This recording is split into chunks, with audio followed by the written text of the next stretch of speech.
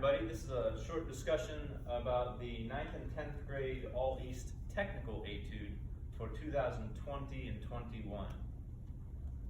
This is a really fun and spirited little etude that you get to work on, but it might present some challenges in terms of rhythms when we have all these syncopated rhythms that are quite apparent throughout this entire etude.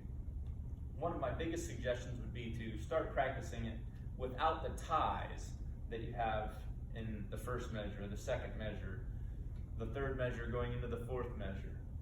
And I'll demonstrate that for you. It doesn't have to be fast. We're just trying to really lock in the rhythmic precision.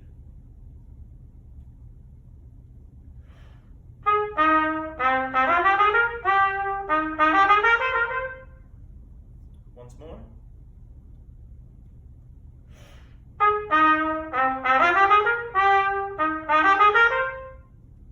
If you do that a bunch of times and then gradually work the ties back in, I really think that your rhythmic precision is going to be more accurate than just working on it with the ties.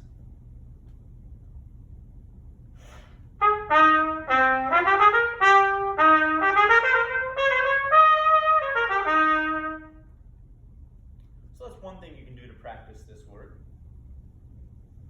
We have a really fun little kind of snarky little 4-measure change of character starting in measure 9.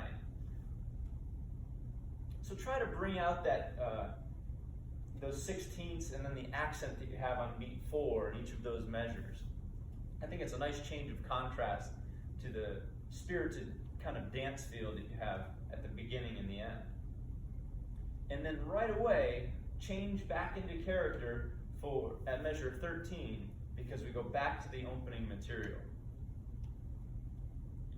One measure that might be very tricky for a lot of us is actually measure 16, because we have some pretty rapid slurs and lip slurs actually, and arpeggiated notes that are just on the same valve. So, of course you can practice it slowly.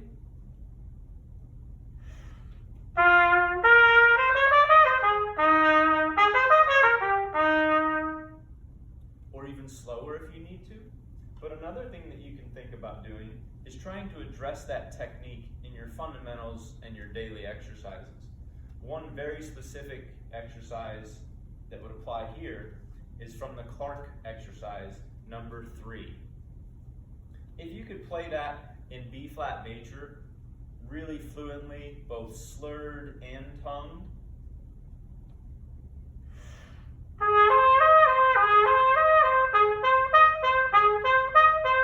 and then gradually getting faster.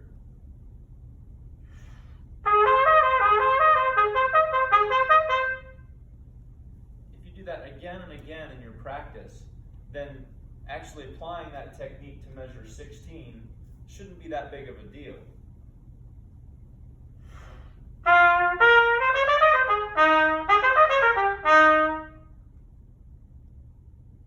So I hope that's helpful for you. One final comment about this technical etude. In the last 3 measures of the etude, we have even more syncopation. We play the downbeat in measure 18, but then we don't get another note on the beat until the very ending. Sometimes all that syncopation can give us a sense of weakening where the beat is.